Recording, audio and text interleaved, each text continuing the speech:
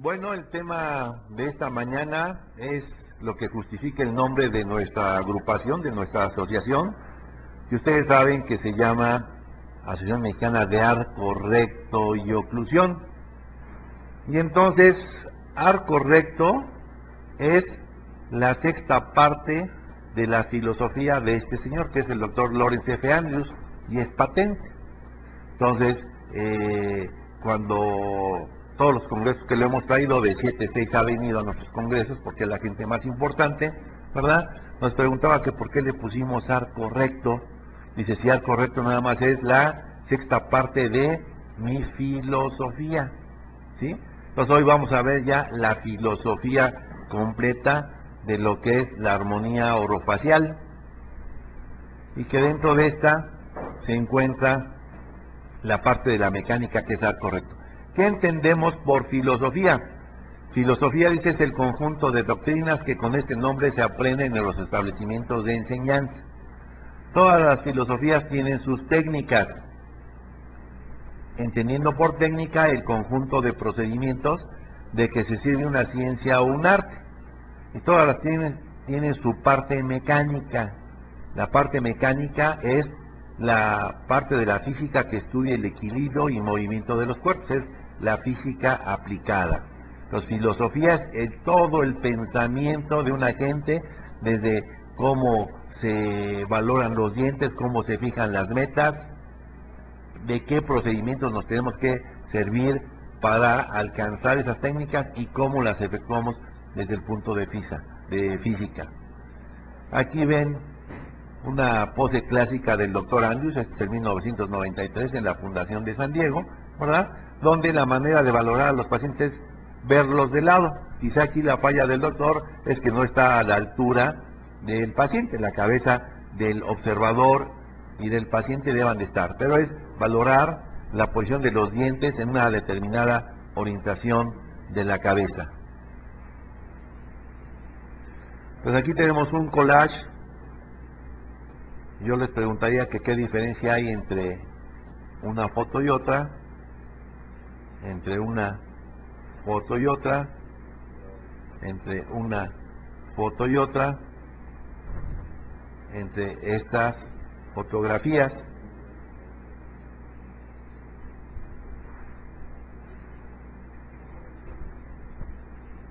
¿Qué diferencia hay entre esta foto y esta otra? Y entre esta foto y esta otra fotografía. Entonces, ¿qué es la diferencia? Muchos alumnos han dicho, pues que hay como 500 arrugas menos aquí que acá. O sea, una cirugía estética.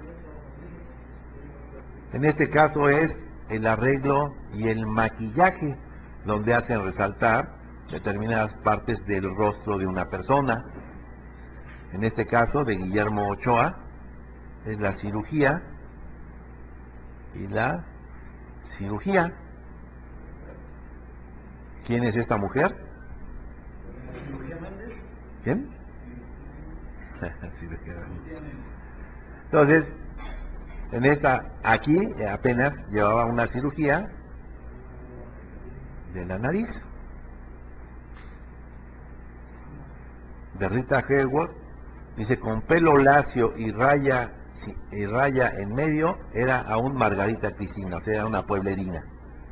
Su primer esposo, Edward Johnson, dice, le puso el nombre que le dio fama, le onduló el cabello y se lo tiñó de rojo. Nada más es el arreglo personal, la diferencia entre una gente que hace otra. En el caso de la Felicia Mercado, que fue Miss México, es cirugía de la nariz.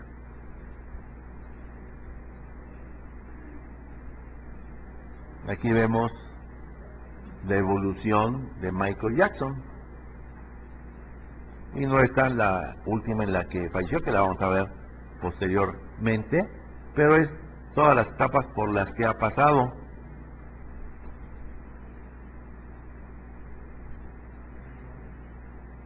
La Cher, tienen un cuerpecito como este, tienen que juntar $100,000, $5,000 para arreglar la nariz, $2,000 para el peeling, 3 operaciones de busto de cada una de $5,000, $4,000 para el arreglo de los dientes, $5,000 para el ombliguito, $4,000 para la cadera. Entonces, lo que cuesta tener un cuerpo así.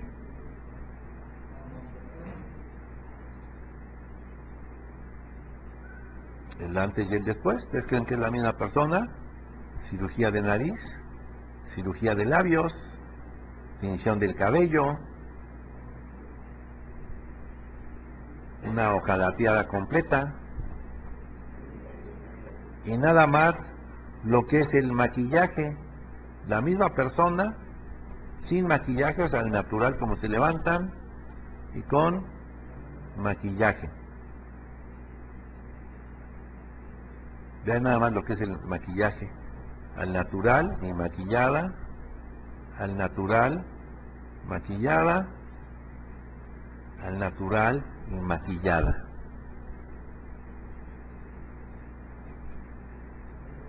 La pregunta es, ¿por qué la gente hace eso?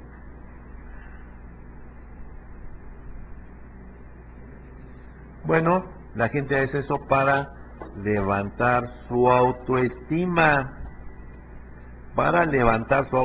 y sobre todo si es gente pública, prácticamente si han levantado su autoestima, les da seguridad de ellos mismos y ya se pueden comer el mundo a puño, ¿no? Como decimos. Entonces quiere decir que el arreglo personal y de la cara, que es la tarjeta de presentación ante la vida, pues es muy importante para la gente.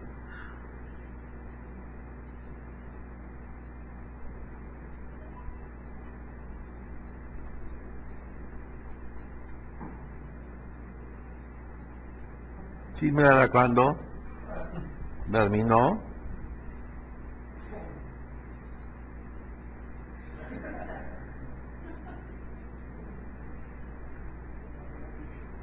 es pura casualidad, ¿eh?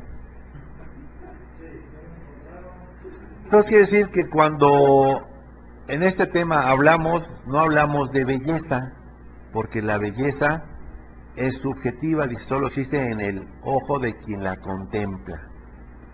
Entonces quiere decir que de acuerdo a sus gustos, uno para decir, esta es la mejor, no, esta es la mejor, cada quien va a tener sus preferencias, porque es individual.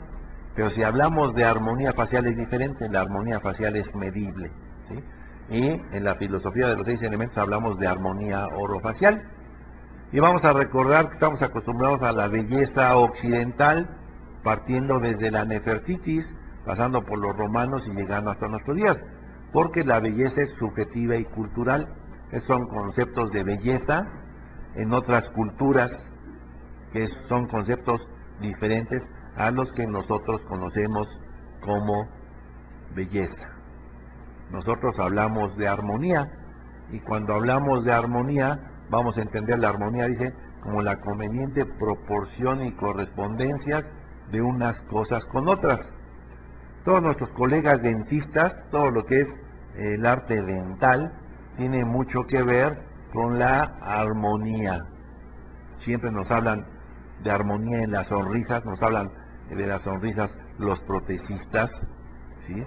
Que la altura de la sonrisa, que los espacios negros, en cosmética dental, no se diga en prótesis, no se diga en ortodoncia, no se diga en cirugía maxilofacial. Entonces quiere decir que los dentistas siempre estamos acostumbrados a hablar de armonía facial para tener resultados armónicos y saber cómo se valora el ancho de la nariz, cómo se valora el ancho de la boca, cómo se valora la altura del rostro en base a los tercios. Entonces, todo esto cualquier dentista lo ha oído en alguna de sus clases o en alguna de las conferencias a las que asistimos. Todo mundo hablamos en odontología de la armonía. Entonces, en ortodoncia, si hablamos de armonía orofacial, es ver en conjunto la oclusión con el rostro del paciente. Es son el pensamiento del autor. Y dice que lo que distingue los métodos, las metas y las recomendaciones que nosotros damos de esas otras que se usan y enseñan, dice es que las nuestras van dirigidas a la armonía orofacial y son universales. Las metas son llamadas los 6 elementos de la armonía orofacial, y estas son a la armonía orofacial lo que las 6 claves de la oclusión óptima son a la armonía dental. Si nosotros hablamos de oclusión desde el punto de vista anatológico y fino, las 6 claves de la oclusión está descrita lo que es la armonía dental desde el punto de vista anatológico. Quiere decir que las 6 llaves de la armonía orofacial son importantes para la armonía orofacial, tanto como la oclusión lo es a la armonía dental. Y aquí hay algo importante que queremos resaltar, que normalmente cuando se habla de ortodoncia, se habla desde el punto de vista cefalométrico. Y si se habla desde el punto de vista cefalométrico, sabemos que hay alrededor de 300 cefalometrías importantes, 300 cefalometrías importantes a nivel mundial. Entonces, ¿por qué hablar de la de Ricketts? ¿Por qué hablar de la de Steiner? Si ni una encuadra en los mexicanos. Pero si hablamos de armonía facial, es cómo la sociedad juzga al individuo desde el punto de vista armonioso. Y estas metas son universales. Entonces quiere decir que aquí ya nos estamos quitando lo engorroso de la ortodoncia, que es trazar cefalometría, que a veces no se ajusta a nuestro paciente. Entonces, quiere decir que parte importante de esta filosofía es que no se valora al paciente desde números cefalométricos, lo valoramos desde el punto de armonía orofacial, de cómo lo ve la sociedad. Han de saber que hay muchos tipos de ortodoncistas. Salimos de la escuela, como decimos, enderezadientes. No tenemos idea de más allá, más que decir o saber que los dientes deban de estar alineados. Pero si tenemos la suerte de tener un semestre o 2 semestres de un buen profesor de ortodoncia, nos empieza a hacer conciencia de que los dientes están implantados sobre los huesos y que los huesos empiezan a hacer la posición de los dientes. Y si ya toman ustedes un diplomado o hacen la especialidad, ya nos hacen conciencia de que en la cara, los maxilares y los dientes en los maxilares van a hacer la posición de la cara.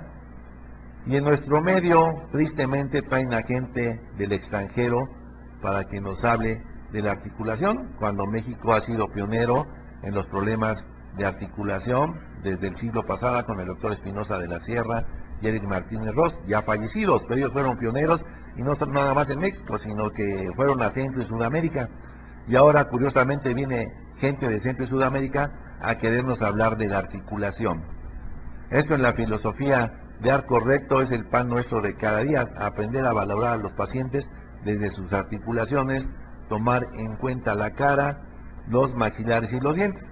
Es decir, que esta filosofía de los 6 elementos es el nivel de ortodoncistas más sofisticados, los que somos armonistas orofaciales, porque tomamos en cuenta todo, no se nos va absolutamente nada de los pacientes. Vamos a enumerar los 6 elementos de la armonía orofacial. Y el elemento 1, que es el más importante, nos habla de la forma de arco y la longitud que deba de tener. La clave 2 dice que es la posición anteroposterior de los maxilares. La clave 3 es la posición bucolingual de los maxilares y la posición superinferior de los maxilares. Entonces quiere decir que la 1 es la más importante porque nos va a dar la forma y arco y las longitudes. Después las otras 3, si se fijan, es valorar a los huesos, maxilar y mandíbula, en los 3 planos del espacio, anteroposterior, bucolingual y superinferior. La 4 solita es la prominencia del mentón, y decíamos la 6ª parte, que se llama las 6 llaves de la oclusión, que es la descripción al detalle de las características de las oclusiones desde el punto de vista natológico, cómo deban de estar en óptimas condiciones. Vamos a ver el elemento 1, que es la forma de arco y longitudes, y cada llave se valora en los 3 planos del espacio. Y esta forma y longitud de arco, dice, indica la relación armoniosa entre el diente y el hueso. y nuestras referencias son en los tres planos del espacio. Nos hablamos desde una perspectiva parasagital, una perspectiva bucal y una perspectiva oclusal. Vamos a recordar que para estudiar anatomía hablábamos de los tres planos del espacio. El plano sagital, no decíamos parasagital, simplemente el plano sagital, que dividía el cuerpo humano en dos mitades, izquierda y derecha. Pero igual puede dividir el cuerpo humano en dos mitades, anterior y posterior. Entonces, por eso dice perspectiva parasagital, que la tendremos que ver en izquierda y derecha y anterior y posterior. Desde este punto de vista, dice que el punto terminal de la raíz del eje longitudinal de cada diente se centra sobre el hueso basal y cada corona está inclinada para que la oclusión sea óptima. La raíz centrada en hueso basal y una inclinación adecuada para la oclusión.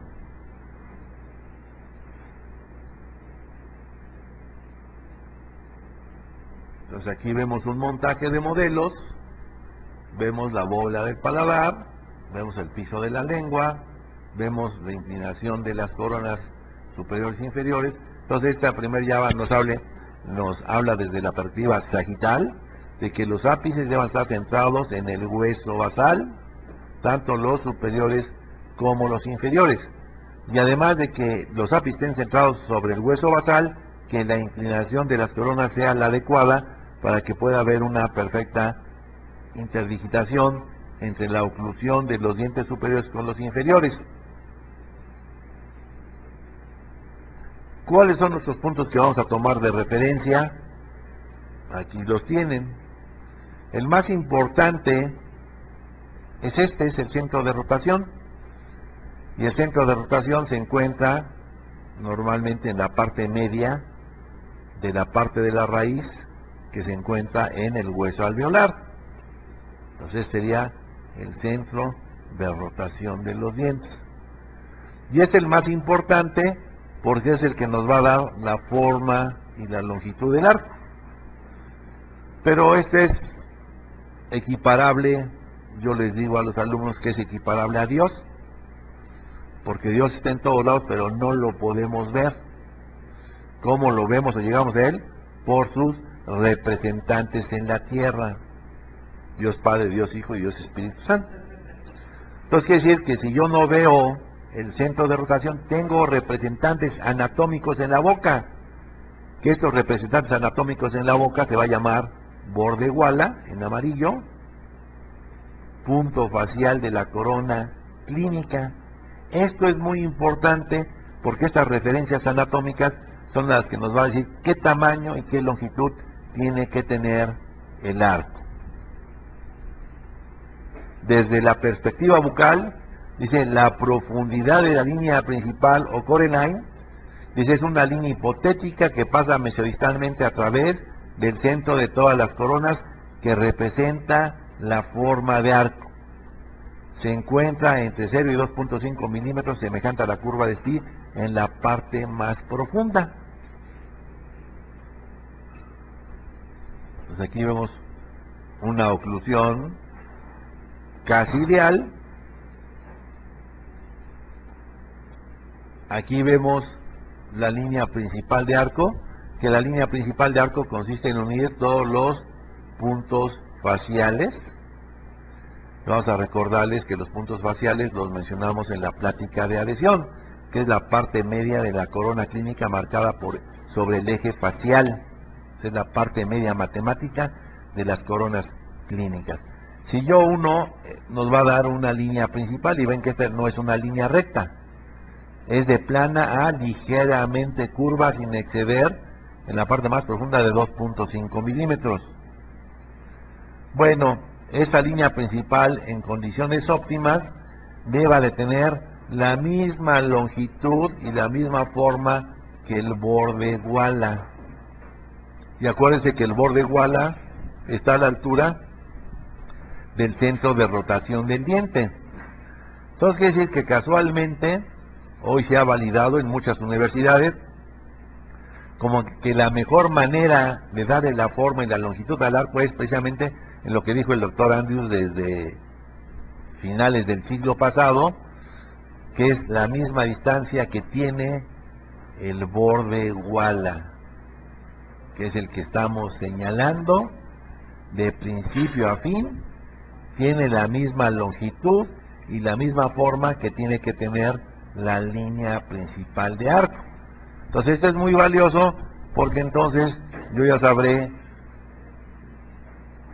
qué tamaño, qué forma van a tener mis arcos, porque las formas en los arcos son muy caprichosas y normalmente estamos acostumbrados a que nos la vende el fabricante, que nos dé ya una forma preestablecida, que no necesariamente va a coincidir con la de nuestro paciente.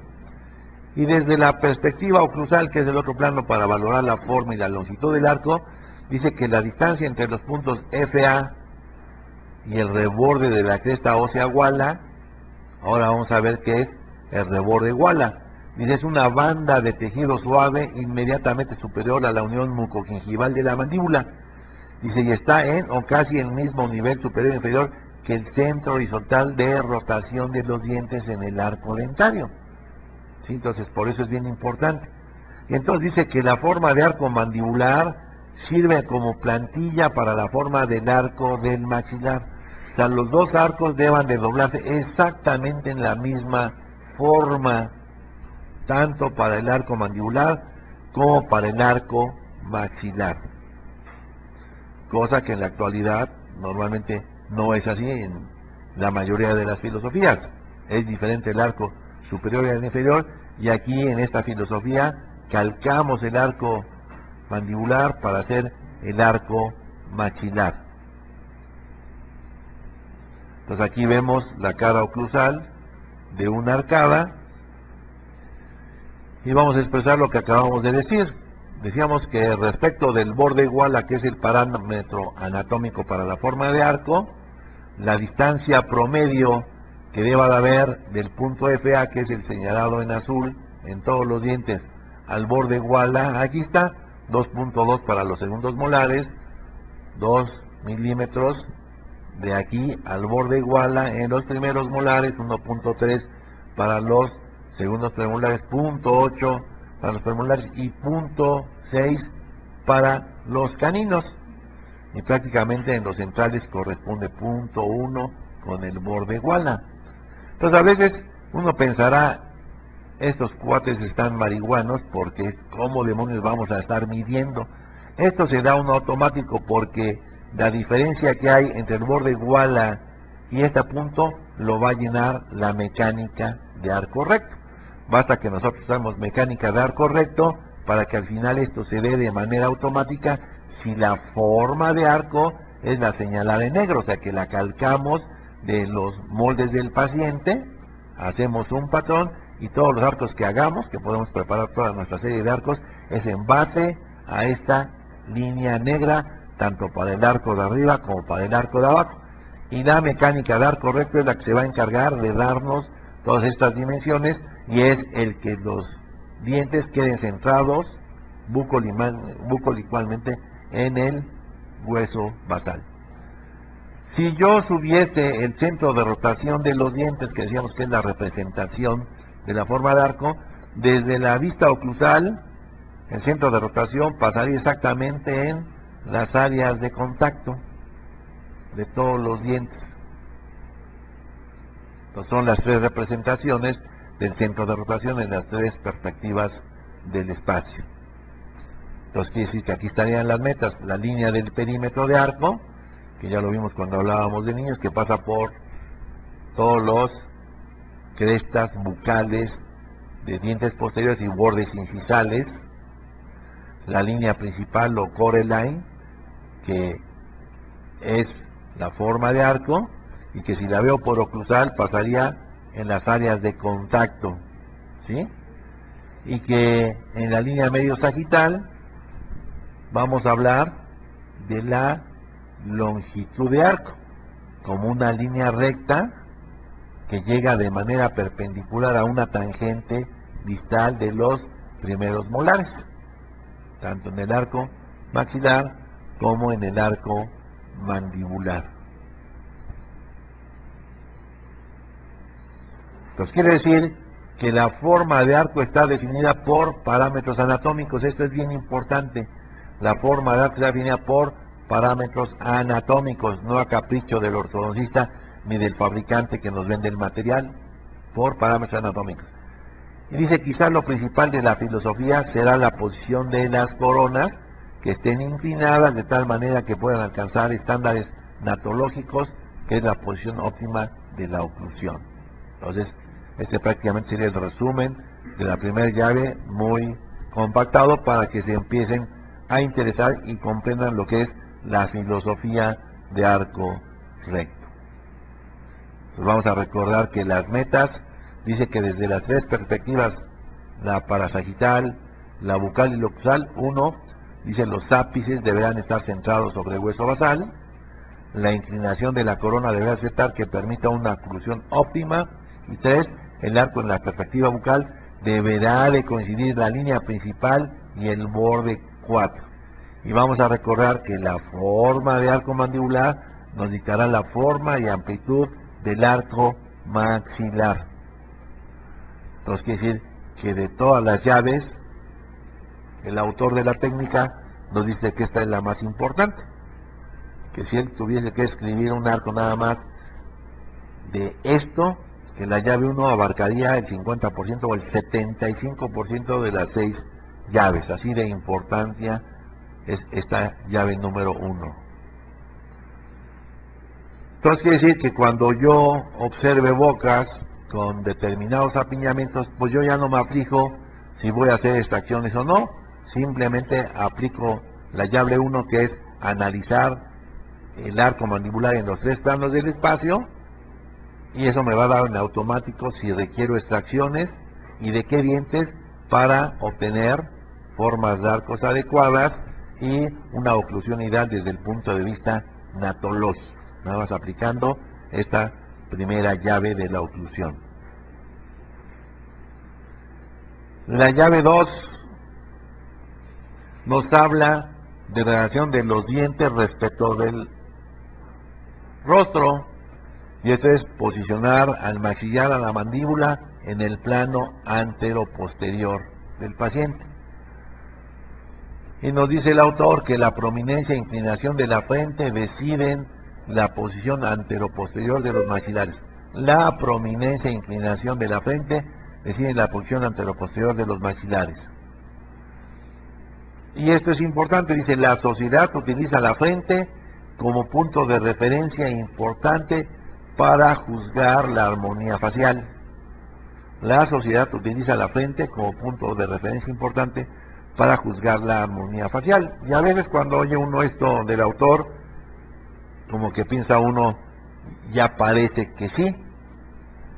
Lo que pasa es que nadie lo hace de manera consciente. Y cuando va uno a la fundación y nos empiezan a hablar de ello, prácticamente nos pasan 1000 fotografías de gente famosa de todo el ámbito de la sociedad, artistas, deportistas, políticos, en los que la cara está de lado y normalmente los dientes están despejados, y nos empiezan a cuestionar que si nosotros pensásemos que a esa gente que estamos viendo le moveríamos los dientes para adelante y para atrás. Y eso, si hay gente como Liz Taylor y gente muy importante que diciendo no, pues no le haríamos ni para adelante ni para atrás. Entonces después de las 1000 fotos nos dice, bueno, ¿qué fue lo que tomaron de referencia? Y todo el mundo se queda pensando, ¿no? O sea, bueno, pues no sé, pero todo el mundo decía cuándo sí había que moverlos y cuándo no. Y entonces, quiere decir que todo el mundo usamos la frente como punto de referencia, pero lo hacemos de manera inconsciente. Y hasta que vemos muchos casos y los analizamos, es que lo estamos referenciando respecto de la frente. Dice que una persona puede tener apariencia armónica en reposo, pero no al hablar o al reír, debido a la posición defectuosa de los dientes. Entonces, una chica puede ser muy agradable mientras no sonreía. Una vez que sonríe, ya nos asusta, ¿verdad? Por la posición defectuosa de los dientes.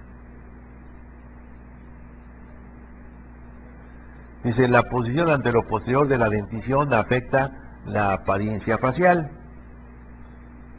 Si un perfil es protrusivo o es recto o es retrusivo, pues es por la posición anteroposterior de las maxilares y de los dientes. Dice, la posición anteroposterior de la dentición puede afectar la salud gingival. Muchas veces les hemos comentado a ustedes la importancia de tener dientes rectos dentro de la boca, que aquella gente que tiene dientes rectos en la boca les duran toda la vida, pero no así los dientes que tienen cierto grado de protrusión, que no son compatibles con la vida de los dientes porque sufren daño periodontal por la posición anteroposterior de los dientes.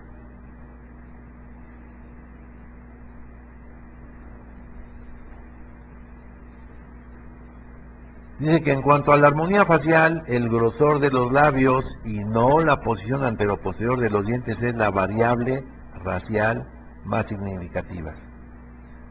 En cuanto a la armonía facial, el grosor de los labios y no la posición anteroposterior de los dientes es la variable racial más significativa. Pues aquí vemos mucha gente famosa,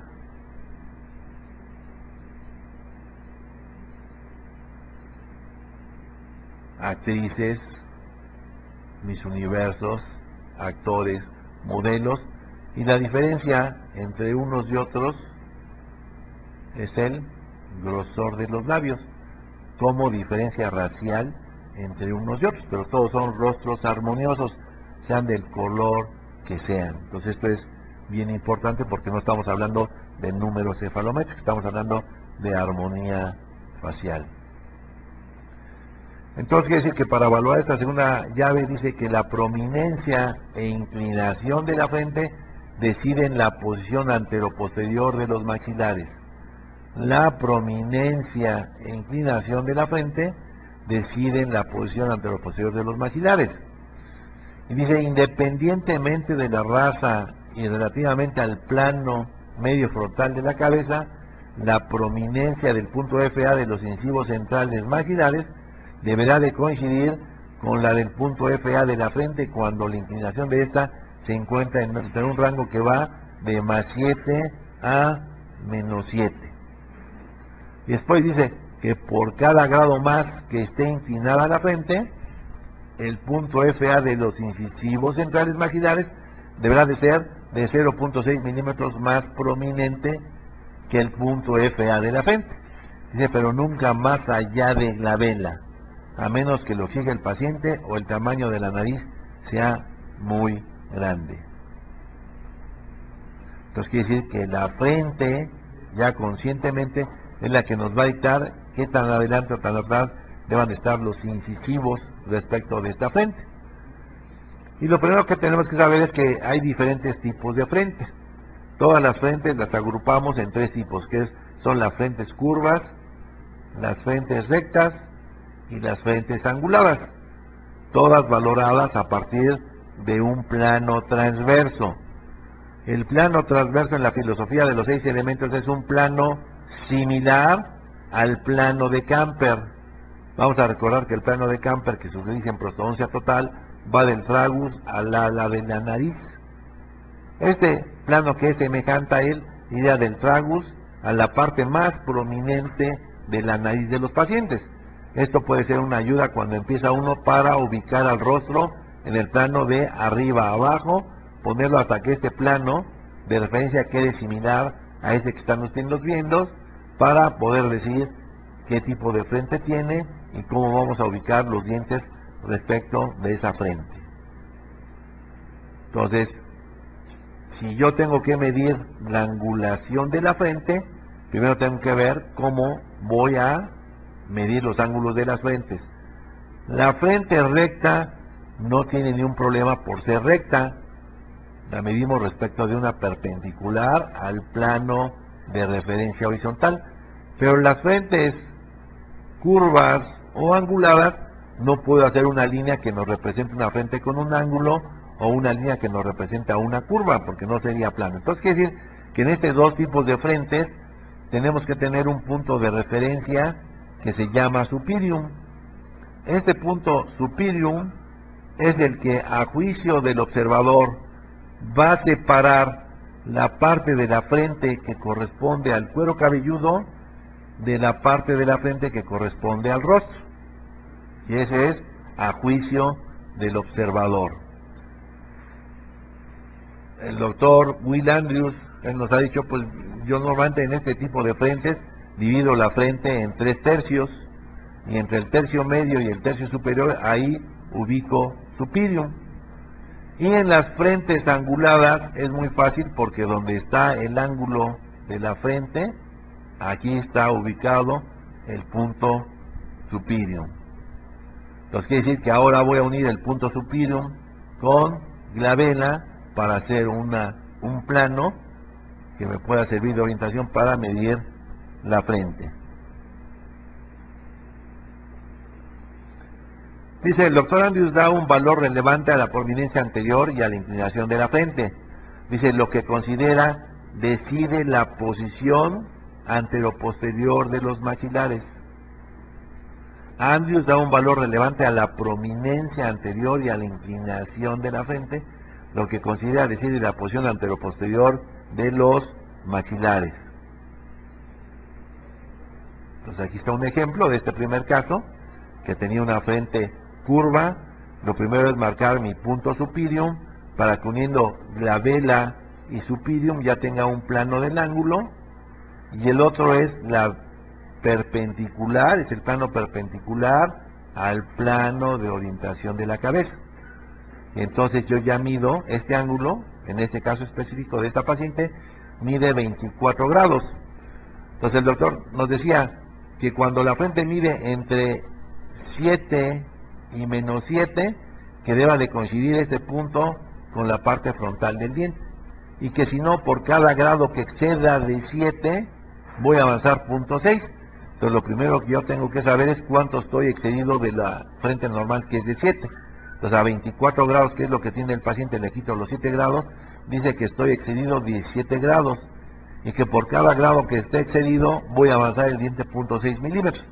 Entonces si multiplico 17 por 0.6, dice que aquí estoy a 10.2 milímetros de esta línea para ubicar a mis dientes. Entonces quiere decir que a 10.2 milímetros a la altura del diente, aquí debe estar mi incisivo inferior, y vean que coincide exactamente con glabela. En este caso del segundo paciente, que tiene su frente recta, vean, yo mido la frente, en este paciente mide 22 grados la frente, veo cuánto estoy excedido de 7, dice que estoy excedido 15 milímetros, lo multiplico por 0.6 y dice que 9.5 milímetros adelante de esta línea deben de estar mis dientes en la posición ideal, y vean que coincide con glabela.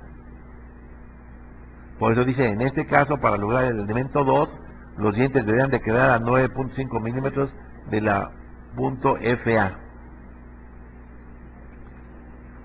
Y el tercer ejemplo, esta frente, vean, mide 12 grados, le quito 7, nomás estoy excedido 5 grados, lo multiplico por 0.6 y dice que en este paciente, a partir de esta línea, la posición ideal de sus dientes superiores es a 3.5 milímetros, y vea cómo coincide con glabela. Entonces por eso decíamos que los dientes nunca deban estar más allá de glabela, ¿sí? A menos que el paciente se los exija o que tenga una nariz muy prominente.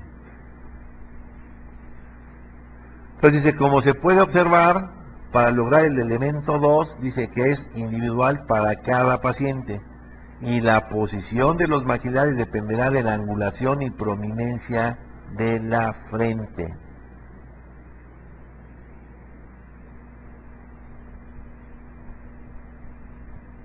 Vamos a pasar al elemento 3, que es la valoración de los maxilares en el plano bucolingual.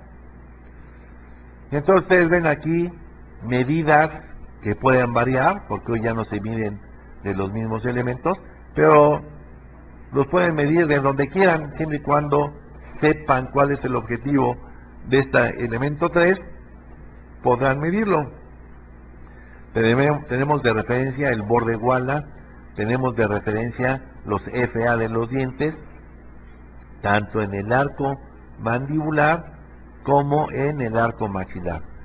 Aquí, si nuestros dientes están en el elemento 1, decíamos que ápices centrados y la inclinación adecuada, yo puedo medir de FA del diente de abajo y cómo voy a traslapar esa medida al arco de arriba.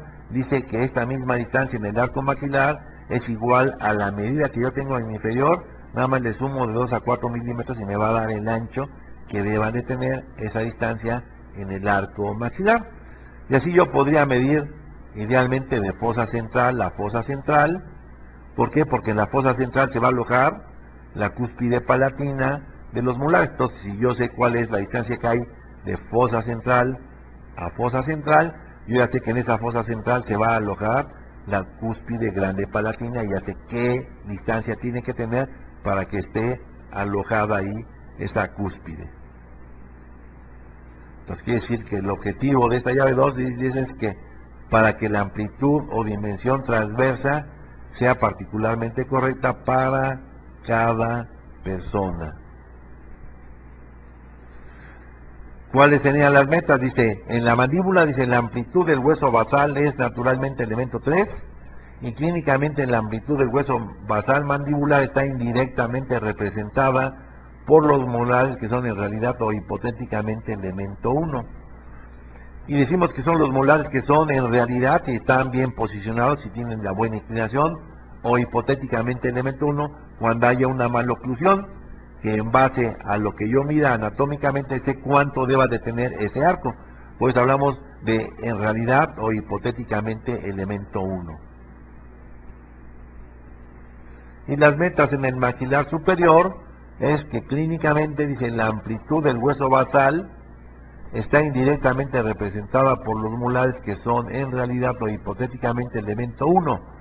Dice, el maxilar superior es elemento 3 cuando el arco mandibular es en realidad o hipotéticamente elemento 1 y las relaciones bucolinguales de los arcos son cúspide fosa.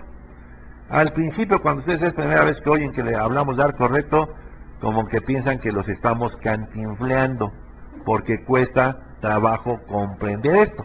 Esto les va a quedar el 20 después de que lo lean 10 veces y que se los expliquemos en cámara lenta para que digan, bueno, esto es algo muy sencillo, hay que entenderlo para poderlo simplificar.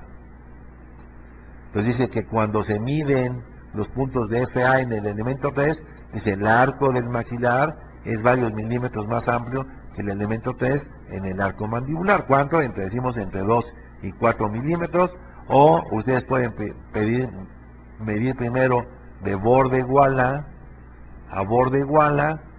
Si estamos hablando del primer molar, a esta distancia le quitan 4 milímetros, que es la distancia que debe haber 2 de cada lado, y ya que le quitan esa distancia, ya saben cuál es la posición ideal que van a tener los molares. Y si ya saben qué le hicieron al punto facial para estar en el elemento 1, ya pueden medir las fosas centrales y pueden traslapar estos valores al arco maxilar. Entonces estamos hablando de matemáticas, ¿verdad? Que es muy bonito y muy fácil para que las cosas se den adecuadamente. Entonces quiere decir que si nosotros tenemos arcos de diferentes colores y sabores, aplicando estas simples fórmulas, ya sabemos a qué arco le sobran dientes y cuánto le van a sobrar. El saber cuánto y cuánto, cantidad y calidad, nos va a decir si quito primeros premolares o quito segundos premolares. En el plano transverso, que siempre es difícil saber cuánto expander, si yo ya sé y aplico estos elementos que decíamos que primero el FA del diente deba de estar a 2 milímetros del borde igual, y aquí está 4, yo sé que primero tengo que nivelar los dientes, o sea, estos que se ven aquí en las fotos volteados hacia la cara lingual, primero los pongo en el elemento 1, o sea, los centro en el hueso basal, y una vez centrados en el hueso basal, yo ya puedo medir cuánto en realidad me hace falta la expansión arriba, para que no me sobre, para que no me falte. El elemento 4, que es la altura de los maxilares, o sea, dice superior inferior. El objetivo es, dice, para que la altura del maxilar sea individualmente correcta para cada persona.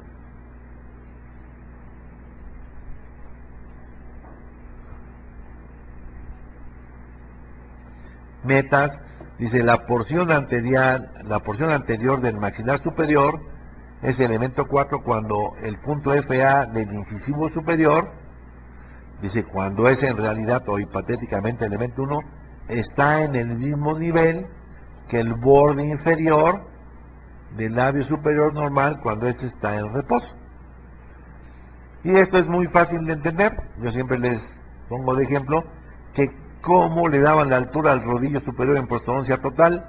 Pues nuestra referencia es el labio en el reposo, y ya estando el labio en reposo marcamos 2 o 3 milímetros para decir, bueno, hasta aquí deben de estar la parte más prominente de los incisivos. ¿Sí? Es igual, nada más que aquí tendremos los dientes y tendremos que evaluar con el labio en reposo cuánto enseña el labio en reposo respecto del FA del diente. En condiciones ideales deba de coincidir, quiere decir que deba demostrar 2 o 3 milímetros de dientes.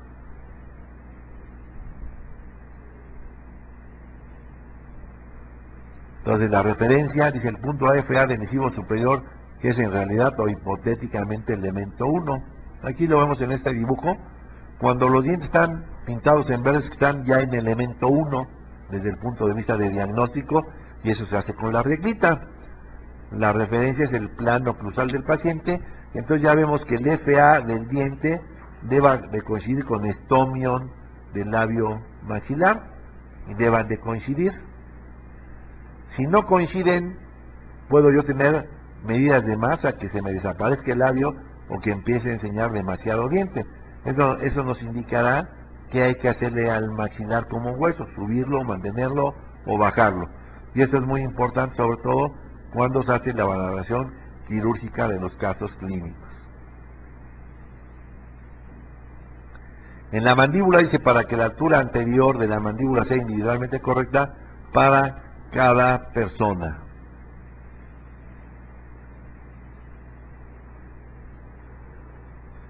Dice, la altura anterior de la mandíbula es elemento 4 cuando los dientes mandibulares son en realidad o hipotéticamente elemento 1. Dice, la distancia que hay desde el FA de un incisivo mandibular al mentón de tejido duro es aproximadamente la mitad del tercio B o del tercio X. Entonces no hemos hablado de la valoración de los tercios enarios, pero aquí las ven. Valoramos el tercio medio de la vela subnasal, igual que siempre. El tercio inferior o tercio B del punto subnasal al punto mentón. Pero atrás, cuando hay dientes, ya no podemos hablar. Entonces dice que aquí es del gonion a condilion, ¿sí?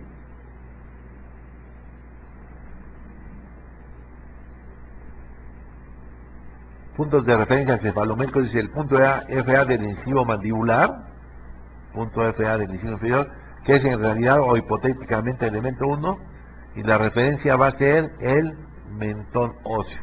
Del FA del incisivo inferior al mentón óseo, dice que esta distancia deba ser la mitad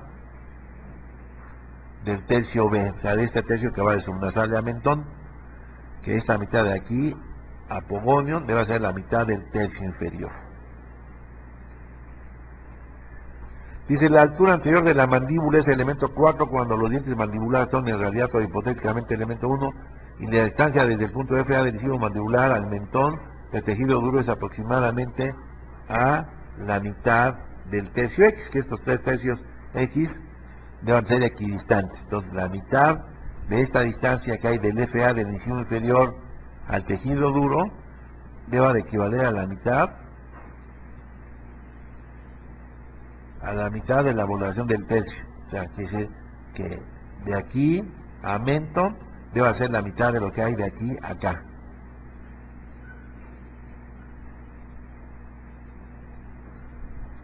Puntos cefalométricos, el punto FA del incisivo mandibular, el punto FA del incisivo mandibular, que es en realidad o hipotéticamente el 1, Referencia el mentón óseo. Ahora vamos a ver, ya vimos la altura de los maxilares en la parte anterior. Ahora vamos a ver la altura de los maxilares, pero en la parte posterior. Dice, el objetivo es, dice, para que no exista mordida abierta anterior o posterior, cuando la mandíbula se cierra y el maxilar anterior y mandíbula son elemento 4.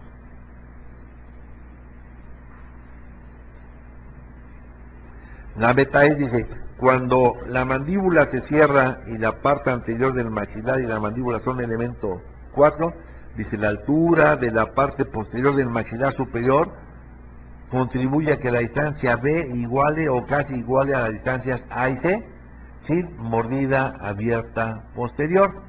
Entonces aquí ven un tercio que es el tercio A, el tercio B y el tercio C. Y dice que estos deben ser muy similares. Entonces quiere decir que en base a eso yo puedo no quitar todo lo que se ha ido haciendo de referencia para la parte posterior, porque no hemos valorado al paciente en cuanto a posición superinferior.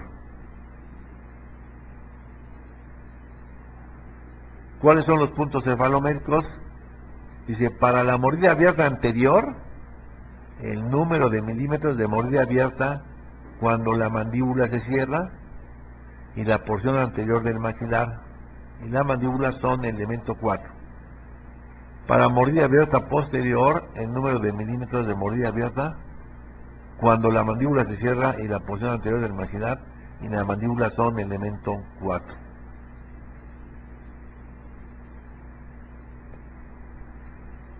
Referencias para el elemento 1, los molares superiores en la mandíbula en la parte posterior. Objetivo, dice, para que la altura de la rama sea individualmente correcta para cada persona.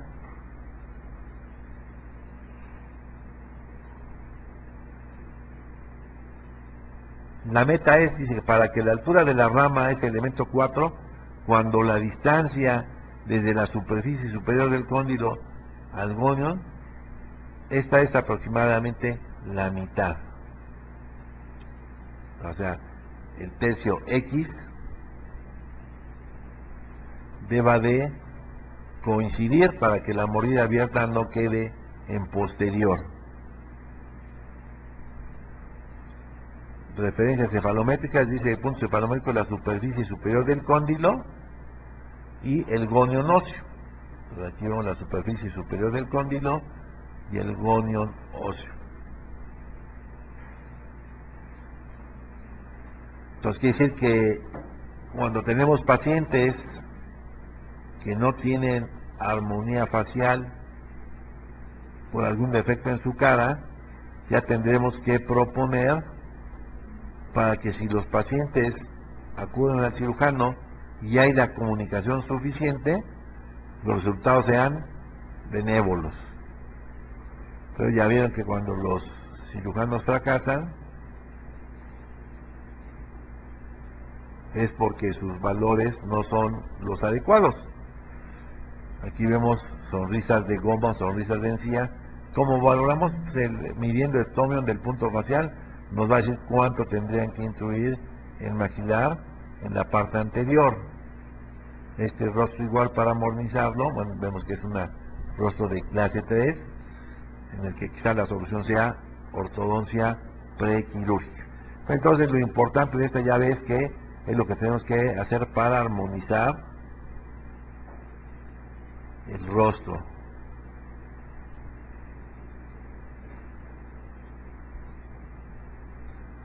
Elemento 5 es la prominencia del pogonion.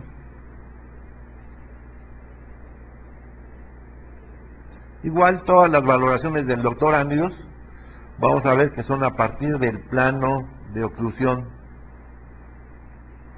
tanto para los dientes de arriba como para los dientes de abajo, y para las 3 planos del espacio, siempre los planos de referencia del doctor Andrews es el plano oclusal, y ahora para la valoración del pogonion también es el plano oclusal, estando el diente inferior en el elemento 1, o sea que tenga la inclinación adecuada, una línea que pase por FA del incisivo deba de corresponder a el hueso cuando está en óptimas condiciones, específicamente apogonion.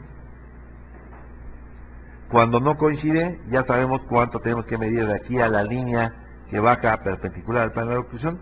Ya sabemos que le tenemos que dar 2 milímetros más o 3 milímetros más, pero el hecho es de que cuando un paciente va a una cirugía, sepa uno específicamente cuánto darle, y no con muchos casos que los cirujanos los operan y sabes que como que me faltó darle mentón. Imagínense lo que piensan los pacientes. Si se lo están haciendo saber al paciente, ¿cómo no tener más mentón? Dice, objetivo para que la prominencia del pomonio sea individualmente correcta para cada persona. La meta es que el pomonio sea el elemento 5 cuando su prominencia iguale al plano de Will. Dice, una línea a 90 grados con el plano oclusal que pasa a través del punto FA del incisivo mandibular, que es en realidad o hipotéticamente elemento 1.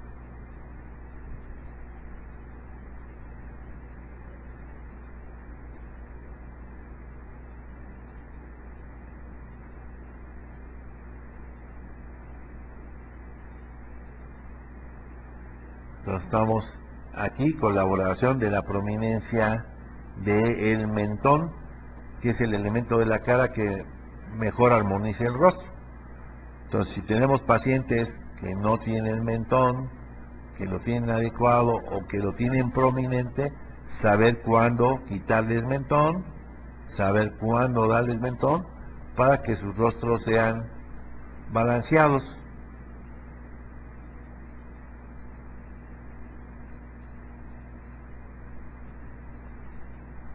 Y vamos al elemento 6, que es la oclusión, que prácticamente son las 6 llaves de la oclusión, que es lo primero que publicó el doctor por los años de 1970. Dice que la clave 1 se refiere a las relaciones interarco, o sea, cómo vamos a relacionar el arco de arriba con el arco de abajo. La clave 2 a la angulación de la corona.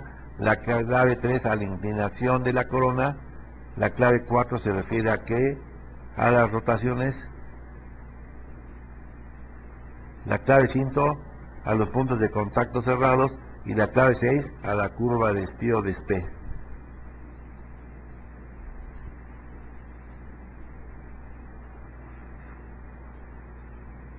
Entonces, estando los dientes en el elemento 1, raíces centradas, ensamble adecuado gracias a la inclinación de los dientes, que esto es lo que nos gusta ver.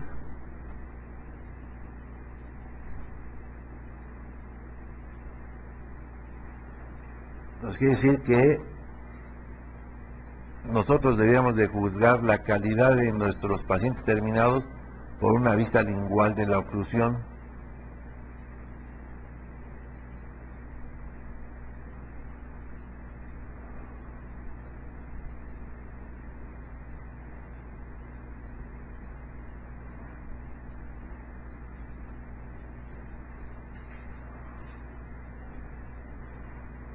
Entonces vemos aquí arcadas completas de bocas ideales.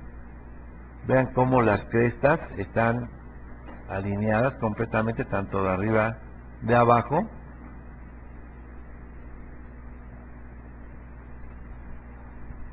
Las vemos de lado para medir la curva antero-posterior.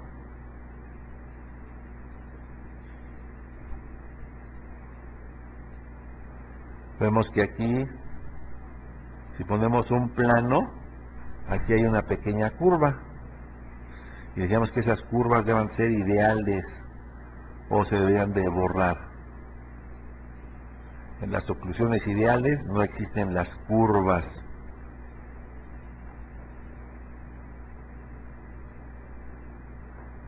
Esta es una oclusión ideal. Esta es una oclusión ideal. Ven, aquí están los máximos contactos oclusales y su función, su guía canina, su guía anterior, la del otro lado en proyección canina.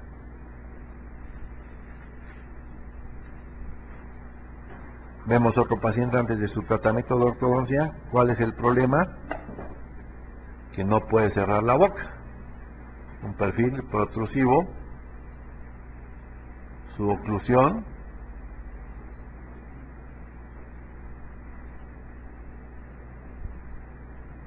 entonces vemos aquí al mismo paciente, pero ya con diferentes características faciales, que sirvió para que cambiara su look. O sea, ya se siente, ya levantó su autoestima. Fue la oclusión que le quedó y cómo funciona. Desde luego que ustedes pueden ir monitoreando a sus pacientes para tener la certeza de que su cóndilo está en relación céntrica, lo pueden hacer. Pero ahí lo ven el antes y ahí lo ven el después. ¿Cómo levantamos el autoestima de sus pacientes?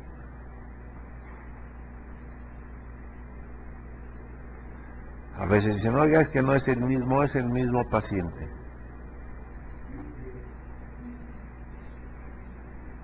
¿Cómo llegó? ¿Cómo está su oclusión funcionando?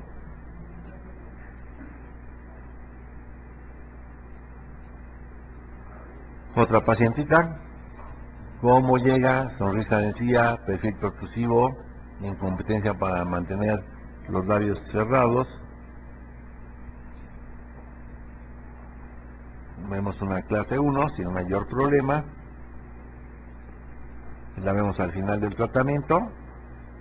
Nos sigue mostrando más encía que la tenía, pero ahora ya tiene un perfil en mejores condiciones.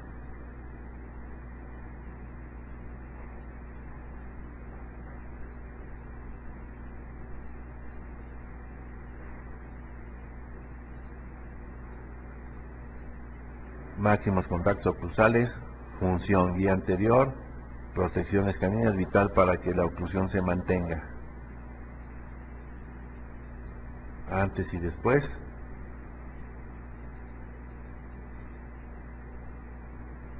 ¿Cómo llegó? Su oclusión estática, su dinámica.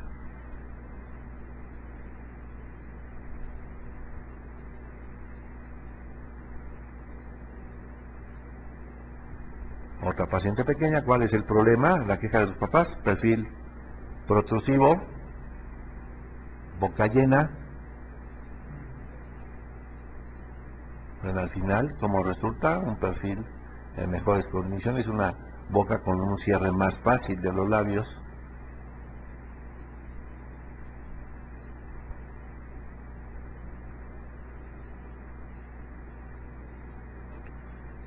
Nos vamos a hacer un alto para continuar con la mecánica, que consiste en pegar brackets en la boca en un lugar predeterminado para que con un arco recto, como el que ustedes están viendo aquí, los dientes alcancen optimicen el mensaje del bracket y el resultado sea oclusión en ortodoncia.